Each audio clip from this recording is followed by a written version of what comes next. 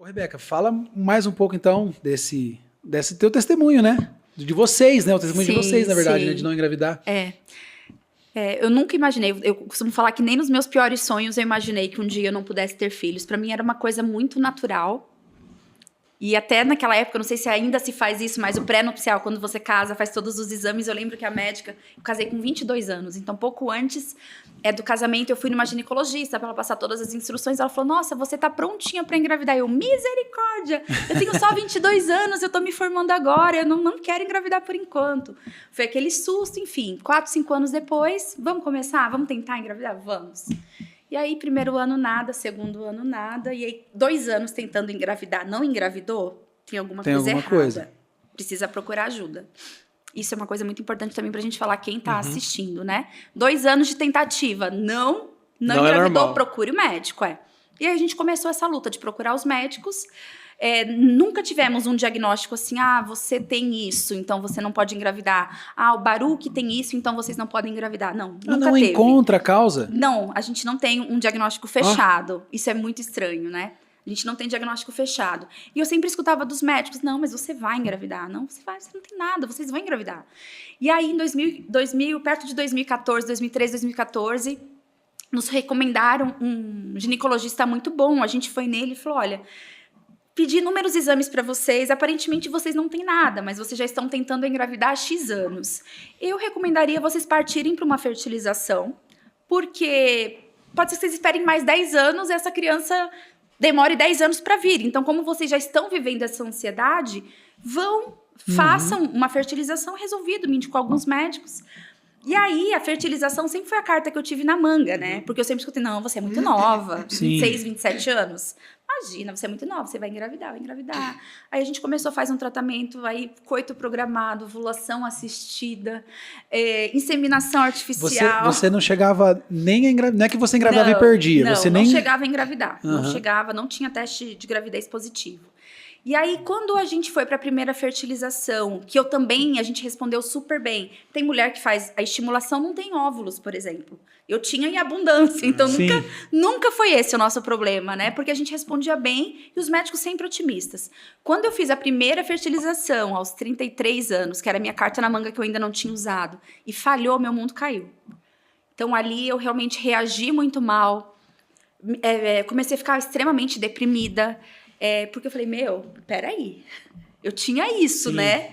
E não deu certo, e não existe um tratamento superior a esse. Ele é o tratamento máximo. Eu fui fazendo todos até chegar nesse. Até porque é caro também, né? Caro, desgastante, incha, engorda. Então, assim, meus últimos anos foi um eterno efeito sanfona. Né? Mas a gente tinha uma coisa boa de que a gente tentava 2, 3 vezes, aí a gente parava por uns 2 anos.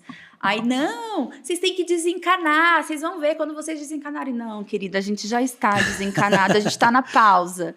Então, é muito difícil, porque sempre as cobranças, elas colocam em você um peso que não é seu. Então, você tem que parar, porque quando você desencanar, então quer dizer que eu estou fazendo mal para mim mesma, ou minha mente tem um poder a ponto de bloquear, né, o filho. E aí, nesse período, né? Demais, e a gente foi muito ferido nesse sentido. Muito, muito, muito, muito. Desde você chegar em igrejas e quando a gente fez 10 anos de casados, né, então Baruch sempre, ele foi muito respeitoso, muito honroso. Toda igreja que ele ministrava, ele me apresentava, falava quanto tempo de casado a gente tinha.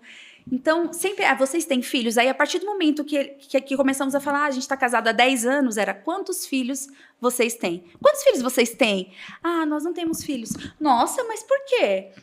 Deus não... Mas qual que é a sua idade? Mas não sei o que lá. E você já foi no médico? Interrogatório. Não, a ponto de já teve irmã do coque me ensinando posições na porta da igreja. Coisas que eu deveria falar.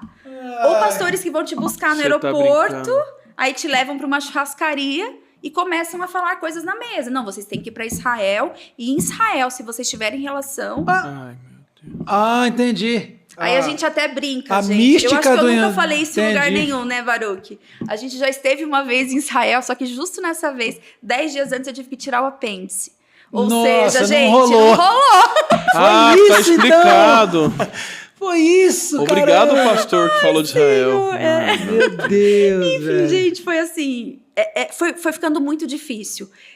E até então, até quando eu não tinha tentado, eu lidava bem com essas cobranças. Não, logo, Porque logo. eu ainda vou... E eu ainda era nova também, né? Sim. Casei com 22 anos, comecei a tentar aos 26, super nova. Então, as mulheres hoje estão casando com mais idade. Então, sempre foi muito tranquilo e não tinha nenhuma doença. Então, não, você não tem nenhum problema. Vai acontecer, vai acontecer. E quando não aconteceu, eu fiquei muito mal. Então, todas as coisas que não me feriam e não me incomodavam começaram a incomodar. Então, assim, era muito exaustivo em algum lugar e as pessoas colocarem a mão na sua barriga. Peraí, é meu corpo. Como que você vai metendo a mão na minha barriga? Você tem que perguntar se eu quero, né? Então, e por muito tempo eu deixei isso acontecer. E profecia? Nossa, profecia de todos os tipos, com datas, com nomes, com propósitos.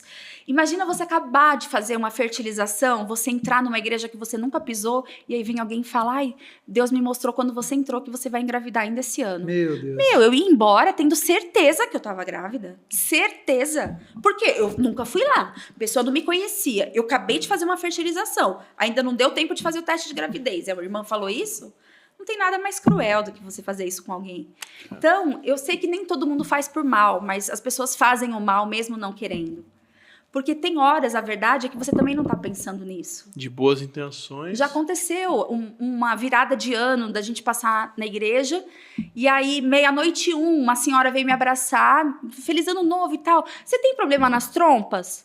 Gente, 00:01, eu não estava lembrando, pedindo um filho para Deus naquele ano. Eu estava fazendo planos, porque eu precisava continuar a minha vida. E a vida precisa continuar se o plano A não der certo. E, infelizmente, nem sempre vai dar certo. E No mundo tereis aflições e no mundo tereis aflições, e ok.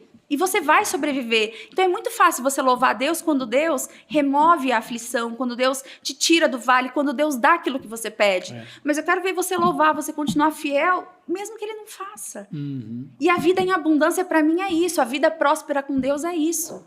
E hoje, se você olhar 20 anos de casados esse ano, o que mudou? A gente mudou. Porque a situação é a mesma, a gente continua não engravidando.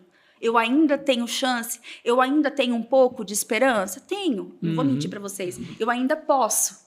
Mas Deus vai fazer? Eu não sei. Fisicamente ainda... Fisicamente ainda é possível, mas Deus vai fazer? Eu não sei. E se Deus não fizer, também está tudo bem. Porque quando Deus fala não, ou quando Deus fala sim, a bondade dele é expressa nos dois momentos. O porquê a gente nunca vai saber. Será que Deus espera de nós algo que casais com filhos não podem fazer? Puxa, eu tenho uma cachorrinha agora e a gente já se sente um pouco mais limitado por conta da cachorrinha. Não estou falando que seja uma coisa ruim, mas Deus tem uma história para cada pessoa. Então, eu não sei, esses embriões, essas vezes que eu fiz fertilização, isso é vida, isso não é vida, isso é bebê, um dia então eu vou ter bebês no céu, eu tenho já filhos no céu? Talvez sim, talvez não. Mas o importante é que o amor dele vai ser revelado dia após dia enquanto eu estiver aqui. Eu caí, só para concluir isso, para não esquecer, e durante esse período de 3 anos que eu caí numa depressão, foram assim, dias muito escuros para mim, onde eu olhava e falava, César, Baruque, eu sei, eu chamo ele de César, né? Eu sei que Deus é bom, mas eu não estou vendo a bondade dele na minha vida. Porque se Deus é bom, na sua cabeça é assim, ó, Deus está me livrando de alguma coisa. Ele continua sendo bom, né? Aí, puxa, ele continua sendo bom, tá? Mas se ele está me livrando de alguma coisa, ele é Deus, ele já pode resolver lá na frente. Se vai acontecer alguma coisa comigo, se vai acontecer alguma coisa com a criança, enfim, ele já pode resolver. Então, sem eu perceber, eu fui me distanciando, estando na igreja, tá? Com Deus. E eu tenho uma coisa boa que eu acho que é uma das qualidades, que é de saber procurar ajuda. E nesse período eu precisei procurar ajuda. Eu fui procurar uma psicóloga, fui para terapia, fui para medicação, fui tomar antidepressivo, fui fazer terapia, ingressei num seminário teológico, que foi uma bênção para mim. Tinha aulas assim, que eu chorava de tanto que Deus falava comigo. E o desfecho disso tudo foi um retiro do silêncio que eu fiz no mosteiro com o pastor Osmar Ludovico, que é um outro tipo de espiritualidade, uma espiritualidade contemplativa, onde você aprende a orar para ouvir. E não orar para falar. Para pedir. E aí foi muito louco. Quando eu conversei com o Baruque, falei, eu quero muito viver essa experiência, mas é uma semana, você me apoia e tal. Não, vamos pensar. E a gente foi pensando, isso está ardendo no meu coração, eu preciso ir para esse retiro, eu preciso ir. E eu falei, quando ele falou, vai, se inscreve, vamos lá, vai ser bênção para você. E aí, quando eu me despedi do Baruque, eu falei, tô com a sensação que eu tô indo para Cabana. E quando eu cheguei lá, ele estava à minha espera. Foi muito louco o que Jesus fez. Não foi um vento forte, não caiu manga do pé, não caiu jabuticaba do pé, mas foi uma coisa muito serena. E a primeira oração escrita que eu fiz, eu era um pássaro de asas quebradas, que era como eu me sentia, sem sonhos. E eu caí na besteira de esperar esperando, né? Não tenho mais sonhos, eu não tenho mais planos. E eu fui me perdendo dentro de mim, eu não sei mais o que eu quero. Eu queria um filho, só queria um filho. Então eu deixava de viajar, porque se eu engravidasse? Eu deixava de ficar loira, porque se eu engravidasse não ia poder pintar. Então eu agia, caí na armadilha de esperar esperando. E minha última oração nesse retiro do silêncio foi: Senhor, agora eu sou um pássaro de asas curadas, pronta para voar. Isso foi final de 2017. E aí eu e o Baruch tivemos coragem de falar publicamente pela primeira vez em 2020, na pandemia. A gente fez uma você live. Nunca tinha aberto isso? Nunca. Então as pessoas, na verdade, que chegavam falando para você na igreja, nem sabiam da história. Especulação. Sempre foi especulação. A gente sabe de casos de pessoas, por exemplo, que falaram da gente, julgaram o Baruch. O Baruch é um cara 10, mas eu dou nota 7 porque ele é egoísta e não quer ter filhos. Nossa, que legal, hein? Meu Deus. Que sabedoria. Oi? A Rebeca não quer ter filhos para não estragar o corpo. Pelo amor de Deus, eu choro, eu tô descabelada, eu tô ficando louca porque Deus me dá um filho, né? Então é muito triste como as pessoas fazem. E o brasileiro, ele é muito invasivo, então não faça isso com ninguém. Até quando você pergunta hoje pra alguém, você é casado? Você constrange a pessoa. Porque pode ser que ela sempre quis casar e não conseguiu casar, ou pode ser que ela acabou de separar. Enfim, não pergunte sobre a vida da pessoa, deixa ela falar. Pergunta sobre ela, o que você faz? Você trabalha com o quê? Você tem família? Mas assim, por que a gente é tão curioso, né? Porque a gente vai mudar o que na sua vida? Saber se eu tenho filho, se eu não tenho, quantos eu tenho? Então a gente precisa tomar cuidado, porque, foi sem intenção. Poxa, mas é sem intenção, mesmo que muitas vezes você machuca.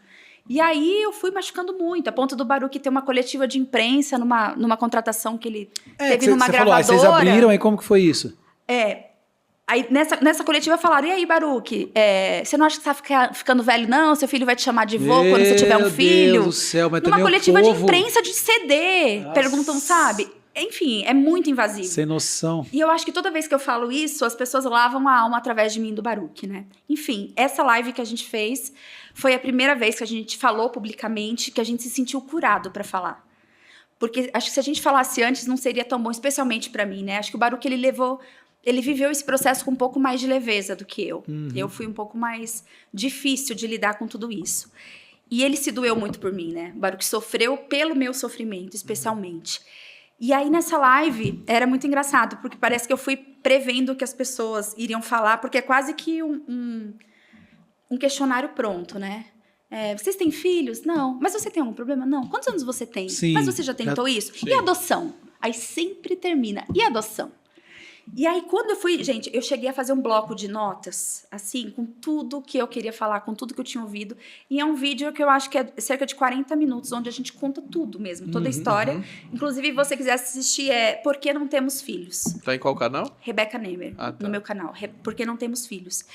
E aí foi, enfim, muito, muito sofrido compartilhar isso pela primeira vez, mas ao mesmo tempo, no dia que estava chegando o dia da gente fazer isso, essa parte a gente fez gravado um dia antes, porque eu estava com muito medo de não conseguir falar sem chorar, e aí sabe quando você não consegue?